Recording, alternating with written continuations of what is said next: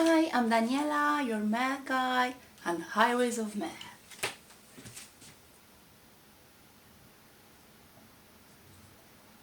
The topic from this video is how do you solve exponential equations to the same base? Take a look at my examples. You're thinking exponential equation, exponent x. Very good. So x is in the exponent part. It's not x to the power of something. That's going to be quadratic if it's power of 2. And you can continue x to the power of 3, x to the power of 4, and so on and so forth. Exponential means x is your exponent. Okay? And these exponential functions are one-to-one. All of them. So 3 to the power of x equals 27. How do you write 27 as base 3? Oh, let me see. 27. How do you break it? 3 times 9. How do you break 9? 3 and 3. So you break it until you cannot anymore. 3, you cannot break it unless it's 1 times 3 and this is not breaking, right? You have to find factors. 1 is a factor, but it doesn't help us here. You have to break it using base 3. So this is 3 to the power of 3. Wonderful. This is, like we said, an injective function. It's one-to-one.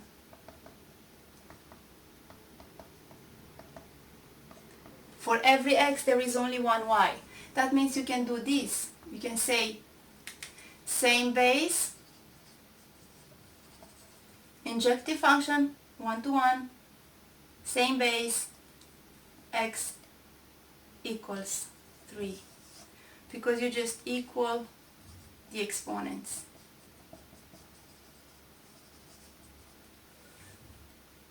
What is the same base? The same base. The base is 3. So when you equal the exponents, x equals 3. It's just a coincidence, base 3 with power 3. So you are equal you equal x with the exponent here. The base is 3 and x equals to the exponent, which is in our situation again 3. Very good. Let's move here. 2 to the power of x equals, who is 16? Okay, 16 is 2 times 8, or also you can start with 4 times 4, okay?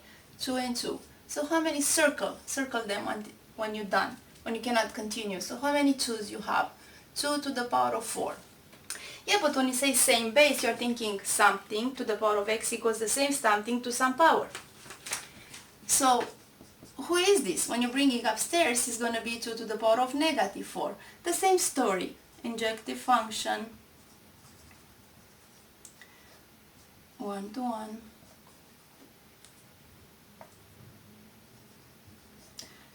Base, same, 2. That means your x equals to negative 4. That is your solution. You can always check. 2 to the power of negative 4, it's 1 over 2 to the power of 4, which is 1 over 16. Good. Excellent. Let's keep going. What about here? You're thinking, okay, who's 32? Let's break down 32. 8 times 4, let's start like that. 2 and 2 and 4 and 2 and 2 and 2 and 1, 2, 3, 4, 5. Or you can say, okay, this is 16 times 2, 2 to the power of 4 times 2, which is to the power of 5. No matter how you get there, you just have to make sure you're going to get here 2 to the power of 5. Yeah, but look at this. We have base 4 here and we have base 2 here. We cannot use injective property. We cannot use the same base property. We cannot use any of them yet. So you're going to write 4 using base 2. So you're going to have 2 to the power of 2. That's your 4. 4 is 2 to the power of 2. 4 is this, right? When you do this, you still have power x.